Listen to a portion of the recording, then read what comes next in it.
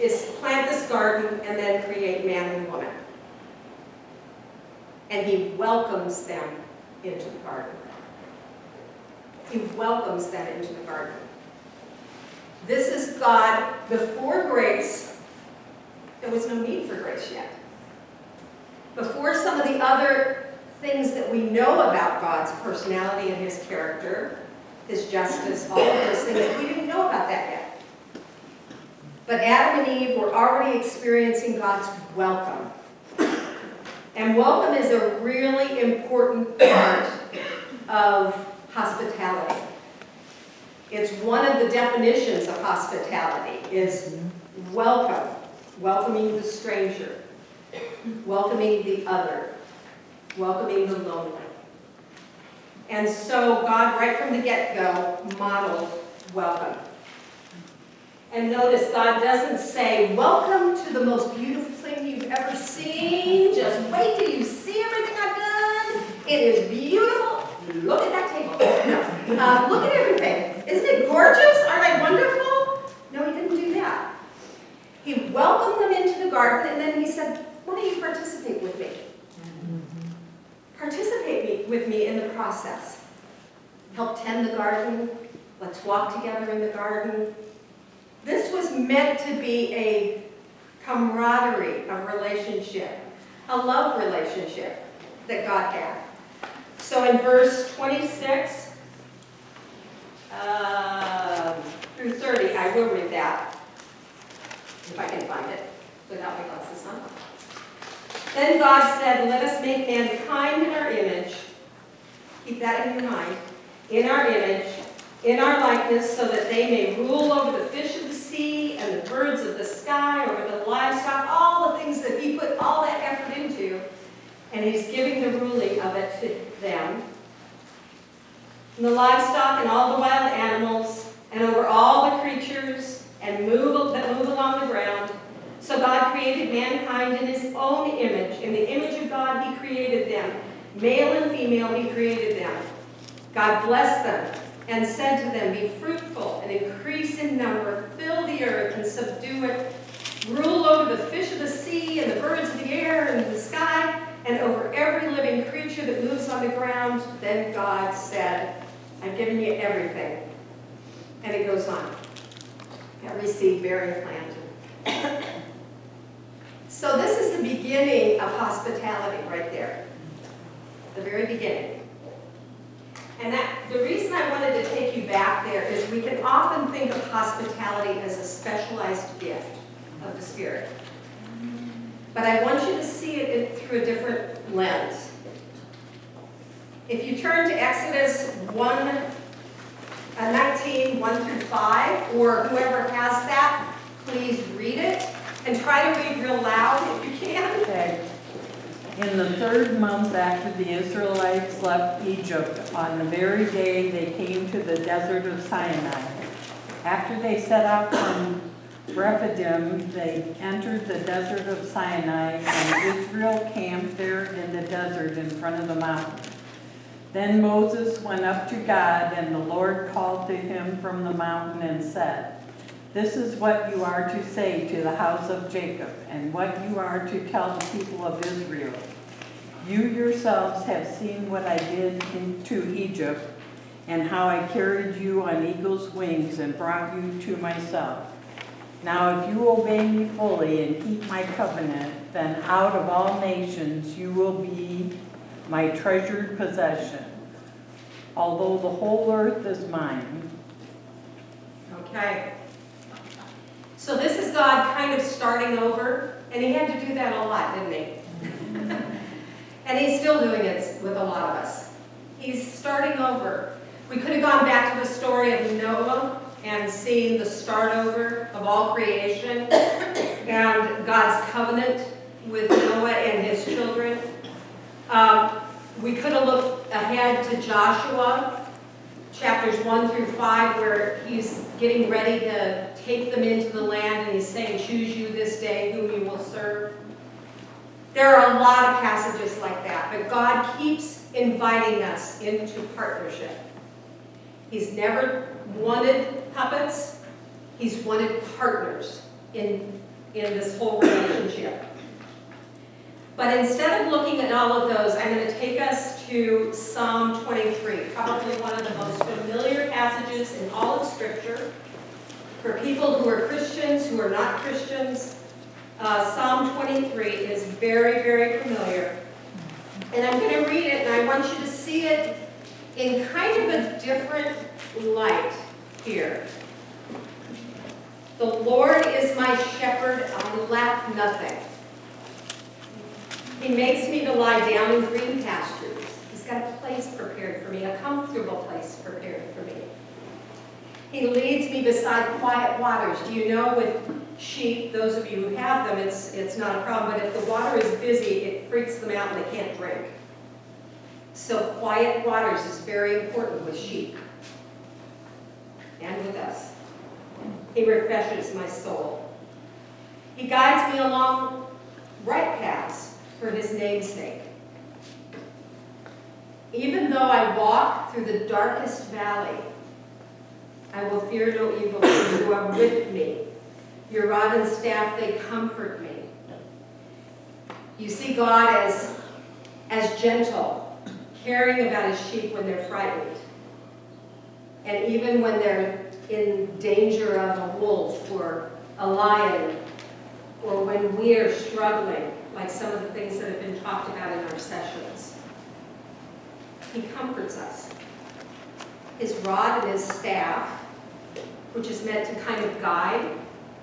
That staff is not meant to beat them over the head with a 2x4. It's meant to guide them. It's meant to comfort them. And this is really key. You prepare a table before me in the presence of my enemies. You anoint my head with oil. My cup overflows. What do you notice about that table?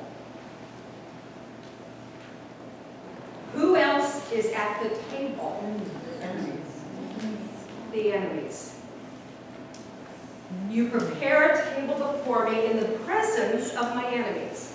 Now maybe they're standing watching. I like to assume that he's invited them in because we're going to see that in the New Testament.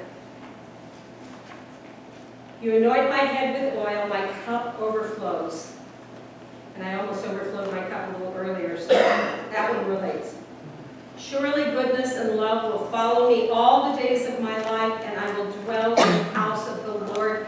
He's welcoming us to live with him forever and ever. Our God is a welcoming creator, a welcoming God, a host. Hospitality is in his character, and we don't often think about it. What do these passages teach us, though, about us? What? We're important to him. We're the guests. We're the guests. He loves us. He loves us. You come as you are. Come as you are. I love that. Did you hear the word image? In my image, in our image, we create them. The reason I said, remember that word, we are image bearers of the King of Kings and Lord of Lords. We are his image. And if we are his image, we are to reflect his qualities.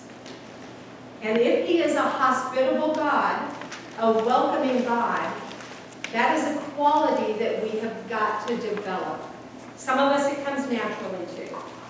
Some not so much. Some of us are very timid. Believe it or not, I am an introvert at heart. I'm a very loud introvert, but I am an introvert. And I could easily hermit myself for the rest of my life in my home, except that God wouldn't let me. But I am an image bearer of God. And he is inviting me to be a partner, we read that, partner with him in showing beauty to people, showing his character to people, showing his love to people by welcoming them. Okay, so now we're going to go to the New Testament.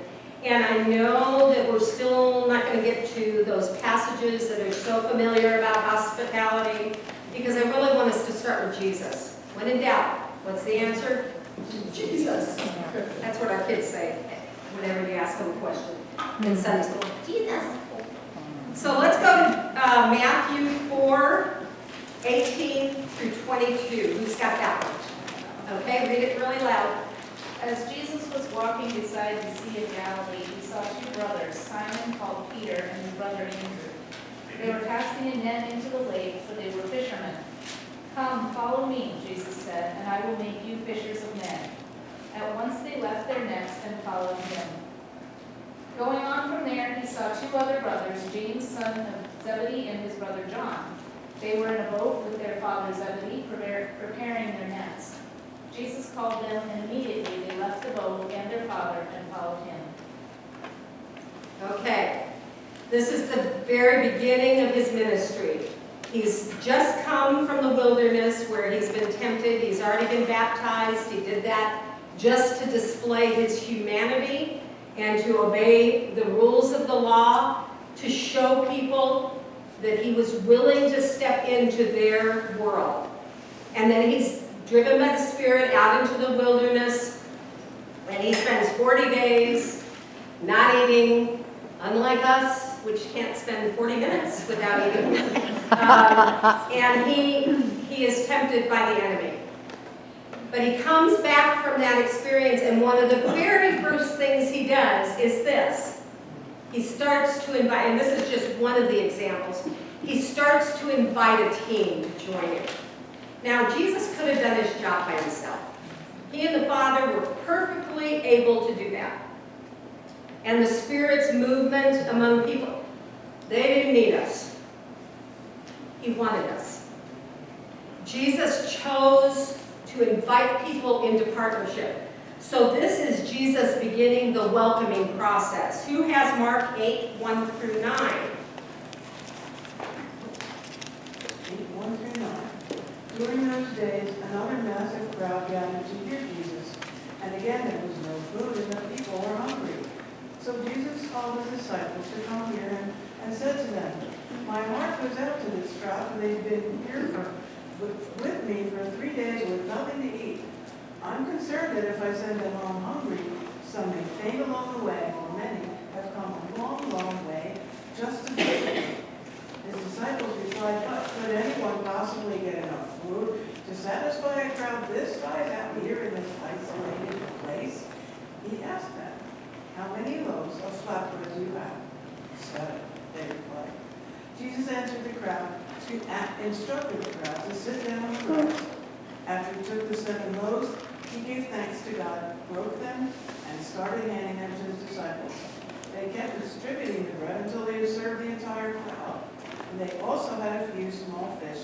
And giving thanks for these, Jesus had his disciples serve them to the crowd. Everyone ate until they were satisfied. Then the disciples gathered up the broken pieces and filled 7 large baskets with leftovers. About 4,000 people. Okay. What had been multiplied. Yeah. Okay, so this is one of the 2 instances that we know of where Jesus feeds huge crowds with a very little amount. The feeding of the 4,000, the feeding of the 5,000, and it's just an amazing story of a miracle. But what's going on behind the scenes? You see, Jesus is compassionate on the crowds. He cares about them. He loves them. He has empathy for them. And so he wants to feed them. But again, he could have gone, ding, everybody's got a meal. No. He wanted his disciples to participate. And this time, he's welcomed them, but he's now having them participate in the process. And it took some faith, right? It took some real faith. Not at the beginning, because they were going, "Are you kidding me? We don't have enough money to feed these people. We've only got these little fish and some loaves, and what are we going to do?" And panic is setting in, and they're saying all of the things that we would be saying, right? How many of you invited somebody over to dinner and have absolutely nothing in your refrigerator? You know, we tend to plan, don't we? We're going to talk about that. But Jesus wanted to participate with them. So he's teaching them to participate with them in feeding these 5,000. He's modeling hospitality. What about Matthew 10, 1 through 42?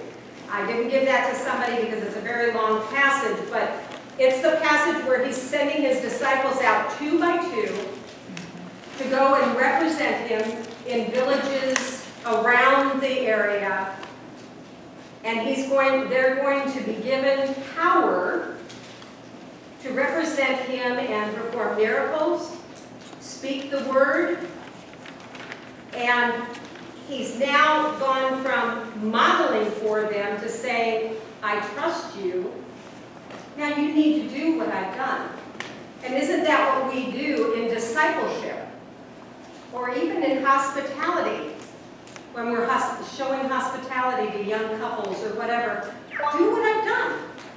It's simple. Just love people. And so that's what he's telling them. He's telling